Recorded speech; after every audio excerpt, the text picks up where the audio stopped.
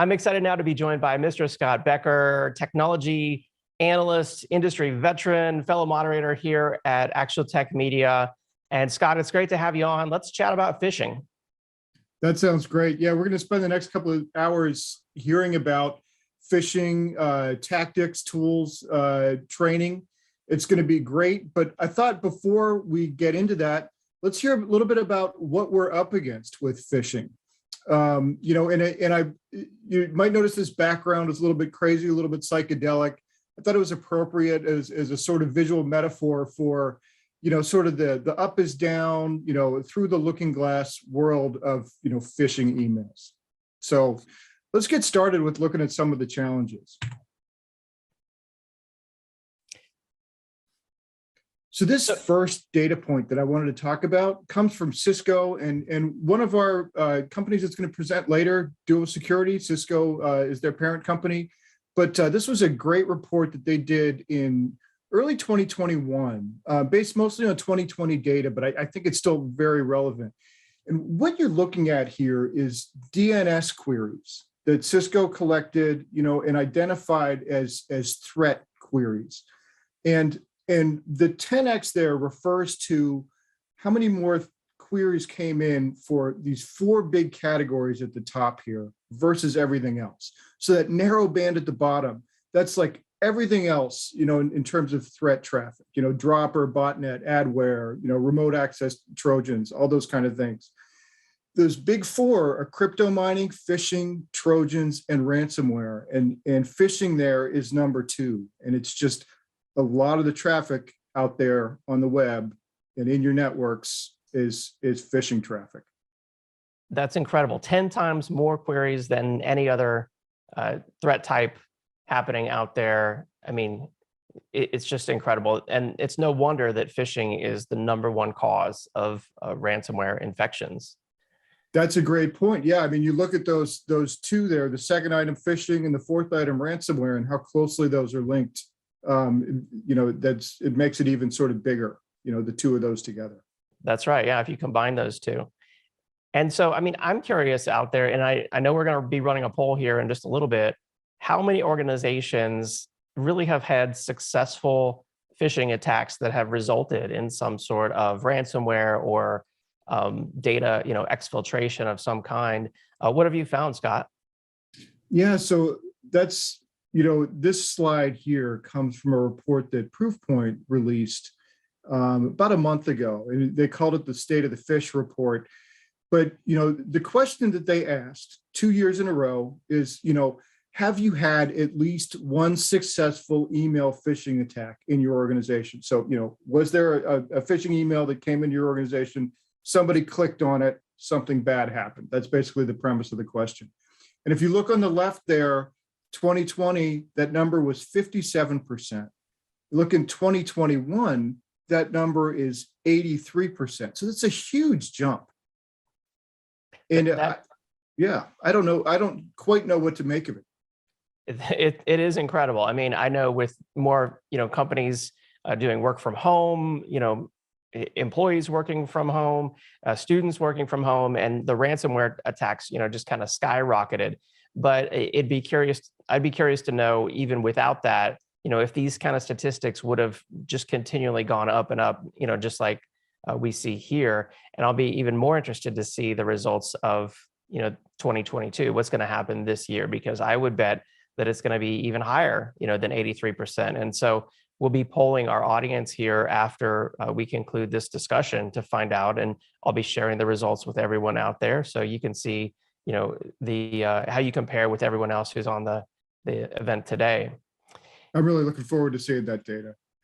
All right, let's go to something that's, scary, but also a little bit fun. So, you often see, what are the top brands involved in phishing attacks? So what are attackers using, to lure people into opening their phishing emails? So David, I'm going to show you each one, and I'd love to get your reaction. So these are going to be the top 6 that came out in this was a survey done by Hornet Security. a German company, but from international results. But a lot of people do those, and the results I think are always pretty similar. But here's number 6, Microsoft. I would have guessed that would be number 1, just based on the emails that I get. So many of them that are clearly phishing are impersonating as Microsoft. You need to reset your password, your Office 365 password, has expired. Click here to reset that kind of thing. So it doesn't surprise me at all that it's in the top 6. Yeah, absolutely. And I'll add too, I spent 20 years before coming here as a technology journalist covering Microsoft primarily. And I've got to have like at least 30 different Microsoft accounts under various, brands that, they pushed for a while and then gave up on, like live.com and, all these different things. And I have no idea, what a lot of the credentials are for them. So I would probably be a prime candidate. Number 5, LinkedIn, a Microsoft subsidiary. Yeah, I mean, with so many IT professionals using LinkedIn, it's no wonder it's the place to go to attack, people in IT organizations, professional people who most likely have access to sensitive data in, high level of permissions. So I think that makes total sense. Number 4, PayPal. Yeah, I mean, having to do with money, of course, that's going to be something. I've also seen a lot of them from, other well-known banks here in the United States, Yep. Bank of America, Chase Bank, things like that. Absolutely. Follow the money. Number 3, DocuSign. Again, makes perfect sense. Important documents, they want you to click on that, give them your credentials and your social security number or something like that. People would sort of expect that when they click on the DocuSign link to be prepared to give over some important information. So a smart place for these fishermen. Are they fishermen, Scott? Did you research that? I like that term. Yes. With a PH, fishermen? With a PH, yeah. Very good. Okay. Number 2, DHL. Yeah, I mean, I think you said this is from a German research organization, so maybe that makes more sense over in Europe. I don't see a lot of DHL here, maybe more FedEx and UPS, like UPS package exception, your package, failed to deliver, click here to find out kind of thing. Yep, absolutely. And number 1, I don't think this is a surprise, but you're right. Amazon. Yeah, I mean, everybody's getting Amazon notifications every day for their packages, so it's just gonna be one of the other many notifications they're used to just clicking on and providing some credentials. So it's very, very smart on the part of the attackers. Absolutely. All right. So there was one other thing I just kind of wanted to put a pin in. It's not necessarily going to be a pressing threat this year, but it's really something to keep an eye on in this area. And that's deep fakes. So I don't know if you've seen this, David, but it's, this was something from, I think it was 2019, and somebody took a Jennifer Lawrence press conference after an awards ceremony and put Steve Buscemi's face over Jennifer's face. And you can see the video rolling here. If you haven't seen this, I would highly recommend, look it up on YouTube, because it's just Jennifer Lawrence's voice, talking about, answering questions about Desperate Housewives or something. The